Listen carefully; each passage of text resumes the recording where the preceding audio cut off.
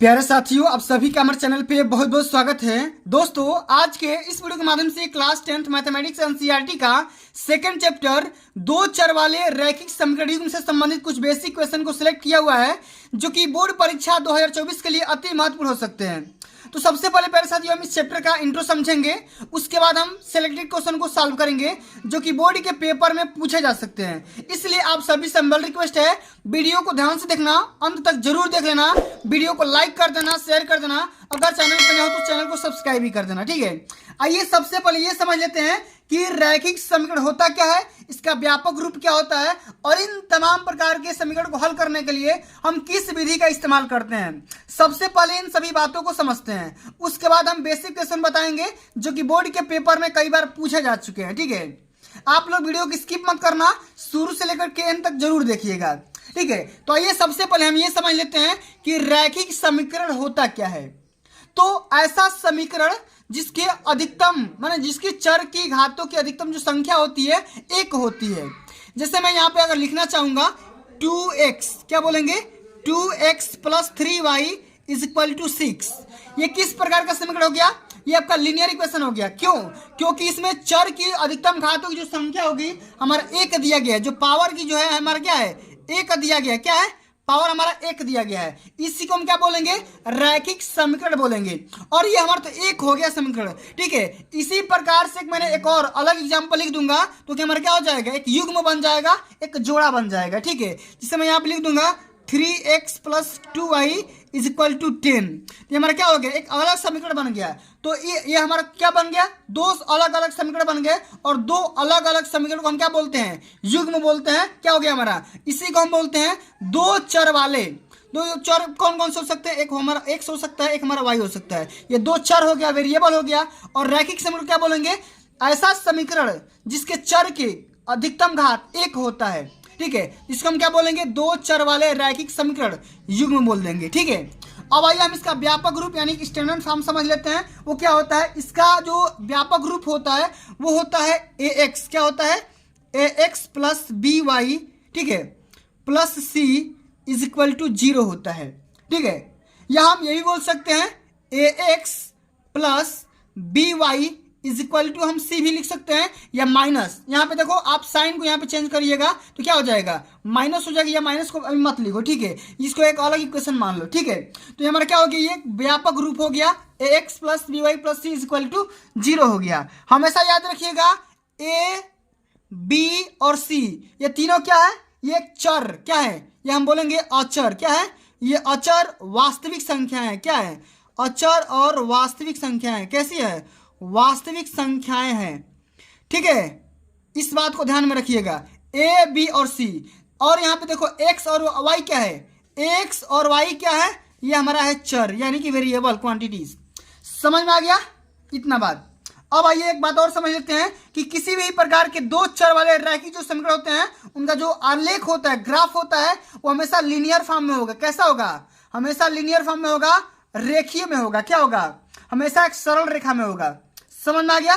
चलिए अब आगे बात कर लेते हैं कि किसी भी रैखिक समीकरण को हम किस विधि के माध्यम से हल कर लेते हैं। तो हम ग्राफ विधि के माध्यम से हल करते हैं। किस विधि के माध्यम से, ग्राफ विधि के माध्यम से। अब यहाँ पे तीन आप सभी के इक्वेशन आएंगे। ठीक है, कि कोई भी जो लीनियर इक्वेशन होगा उसके तीन हल होंगे। जो सबसे पहला होगा वो क्या होगा, केवल एक हल होगा। सबसे पहले में क्या होगा, केवल एक हल।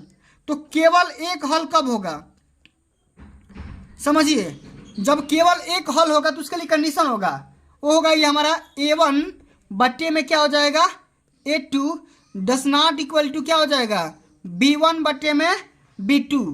जब देखो a1, ठीक है, इसको हम मान सकते हैं, अगर मैं दो यहाँ पे समीकरण लूंगा, जैसे मान लो यहाँ पे ले लिया a1x + b1y + c1 = 0, और दूसरा मैंने ले लिया कि a2x + b2y + c2 = 0।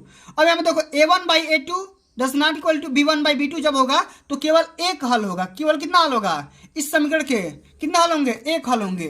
ठीक है, इसी प्रकार से हमारा अगला यहाँ पे पॉइंट आता है कि अनंत हल होंगे। कितने हल होंगे, अनंत हल होंगे। अभी इस पे सवाल कराएंगे, अनंत हल होंगे। कब अनंत हल होंगे, इस बात को समझिए। अनंत हल कब होगा, जब a1/a2 क्या बोलेंगे, जब a1/a2 बराबर b1/b2 बराबर c1/c2 हो जाएगा तो हमारा अनंत हल हो जाएंगे। ठीक है, समझ में आ गया। अब इसी प्रकार से तीसरा पॉइंट हमारा ये आता है कि किसी भी प्रकार का कोई हल नहीं होगा, कोई हल नहीं होगा, कोई हल नहीं होगा। कब? समझो, बात को समझो। कोई हल कब नहीं होगा? जब यहाँ पे a1/a2 इक्वल टू b1/b2 तो हो जाएगा, लेकिन does not equal to c1/c2। ये तीनों आप लोग याद कर लो, अभी क्वेश्चन में कराऊंगा, इसका काम पड़ेगा। ठीक है, एक हल के लिए a1/a2 does not equal to b1/b2, अनेक हल के लिए तीनों बराबर होंगे और कोई हल के लिए ये बराबर नहीं होगा। क्लियर, समझ में आ गया। चलिए अब इसी पे हम बेसिक क्वेश्चन को हल करते हैं, जो कि बोर्ड के पेपर में ऑलरेडी कई बार पूछे जा चुके हैं। ठीक है, आराम से समझिएगा, कोई जल्दीबाजी नहीं है, कोई तेजी नहीं है। ठीक है, चलिए हमारा पहला क्वेश्चन पूछा जा रहा है कि 2x + 3y = 18, x - 2y = 2 को हल करिए। हल करने का मतलब यहाँ पे ये हुआ कि दो यहाँ पे लीनियर इक्वेशन दिए गए हैं, इसमें x और y की वैल्यू कैलकुलेट कर रहे हैं। कैसे करोगे? सबसे पहले यहाँ पे ध्यान से देखो, आराम से देखना है, ध्यान से देखना है, कोई जल्दीबाजी नहीं है। ठीक है, आराम से बस खाली देखते रहिए आप लोग। सबसे पहले हम यहाँ पे लिख लेंगे 2x + 3y = 18। ये हमारा मान लो इक्वेशन फर्स्ट हो गया। इसी प्रकार हमारा हो गया x - 2y = 2। इसको हम क्या बोलेंगे? इक्वेशन सेकंड मान लेंगे। ठीक है, अब हम क्या करेंगे? समीकरण 2 में 2 से गुणा करा दो। क्या करो? 2 में 2 से गुणा करवा दो, तो क्या हमें मिल जाएगा? हमें मिल जाएगा 2x - 4y = 4।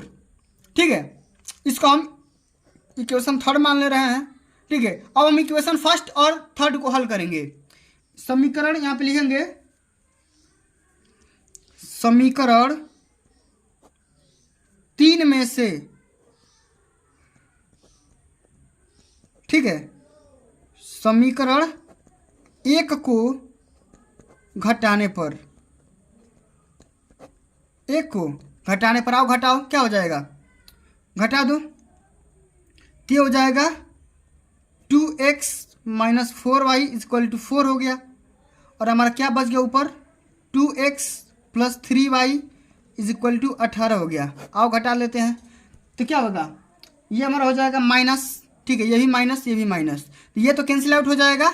और ये 4 3 क्या हो जाएगा? माइनस में 7y बराबर, ये क्या हो जाएगा? माइनस में 14। और यहाँ से 7 × 14 कट जाएगा और माइनस माइनस कैंसिल आउट हो जाएगा। तो हमें y की वैल्यू क्या हो जाएगी?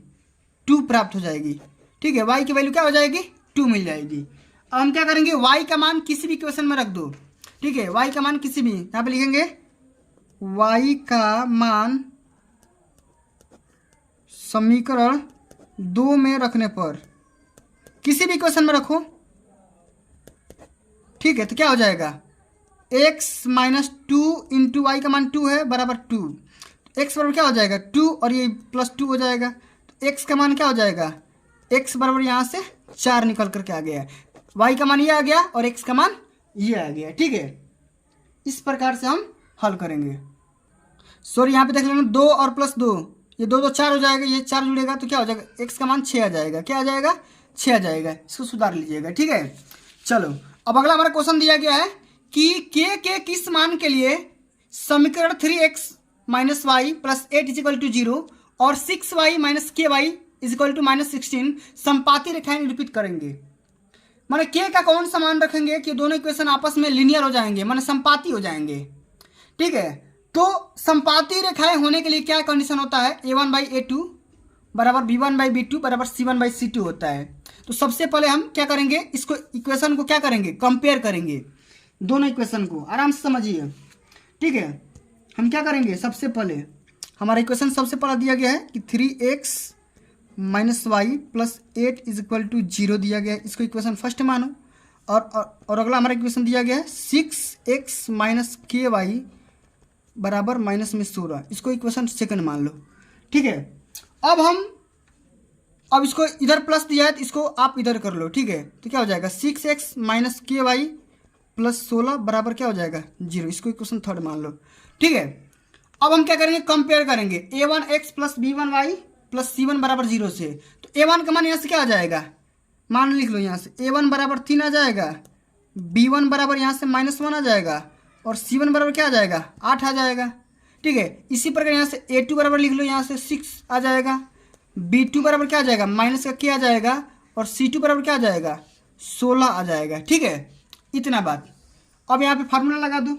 ठीक है, कौन सा, जब समीकरण संपाती होंगे, संपाती रेखाएं निरूपित करने के लिए संपाती होने का प्रतिबंध क्या लिखेंगे, संपाती होने का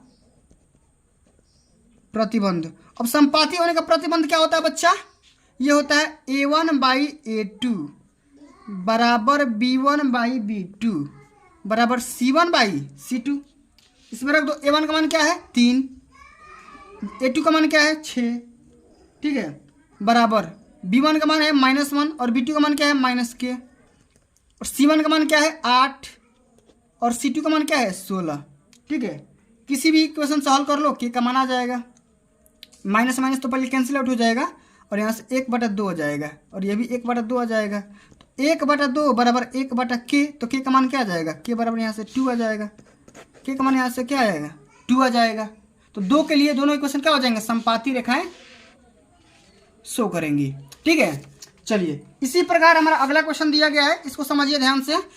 क्वेश्चन बोल रहा है कि दो संख्याओं का योगफल 19 है तथा उनका अंतर 7 है, तो संख्याएं ज्ञात करिए। इस क्वेश्चन को कैसे हल करोगे, आराम से समझो।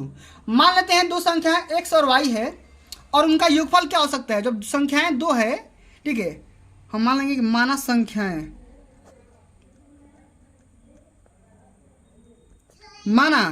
संख्याएं x और y हैं, तो योगफल क्या होगा x + y बराबर क्या दिया गया है 19, इसको इक्वेशन फर्स्ट मानो, और उनका अंतर माने माइनस x - y बराबर क्या है 7 है। अब ध्यान रखिएगा, x को हम घटा दिए तो x y से बड़ी होगी।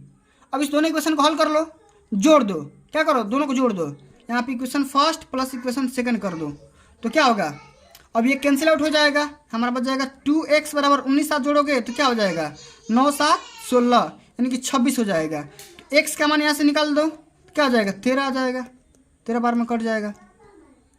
अब x का मान किसी भी इक्वेशन में रख दो, यहाँ पे लिख दो x का मान समीकरण 1 में रखने पर, तो क्या होगा 1 में रख दो, तो 1 में रखोगे तो ये तो हो जाएगा 13 और प्लस y बराबर 19, तो y बराबर क्या हो जाएगा 19 - 13, तो y बराबर क्या हो जाएगा 6 निकल करके आ जाएगा। तो y का मानिए और x का मानिए। ठीक है, समझ में आ गया। चलिए आगे बात करते हैं। अगला हमारा बहुत ही इंपॉर्टेंट क्वेश्चन है, बोर्ड के पेपर में कई बार पूछा जा चुका है, इसको ध्यान से समझिएगा। एक आयताकार बाग का अर्ध परिमाप 36 मीटर है, जिसकी लंबाई चौड़ाई से 4 मीटर अधिक है, तो बाग की बीमाएं ज्ञात करिए। ये सबसे पहले हम मान लेंगे कि बाग की जो बीमाएं हैं अलग अलग मान लेते हैं। तो हम यहाँ पे मानेंगे कि माना बाग की लंबाई x और चौड़ाई y मीटर है। ठीक है, सपोज करेंगे कि माना बाग की लंबाई x मीटर और चौड़ाई y मीटर है। ठीक है, ये मान लो, सपोज कर लो। ठीक है, अब प्रश्नानुसार, प्रश्न बोल रहा है, आप लिखेंगे प्रश्नानुसार। अब प्रश्न क्या बोल रहा है, प्रश्न बोल रहा है कि जो लंबाई है, माना सबसे पहले अर्ध परिमाप दिया गया कितना 36 मीटर, तो यहाँ पे लिखेंगे बाग का अर्ध परिमाप, बाग का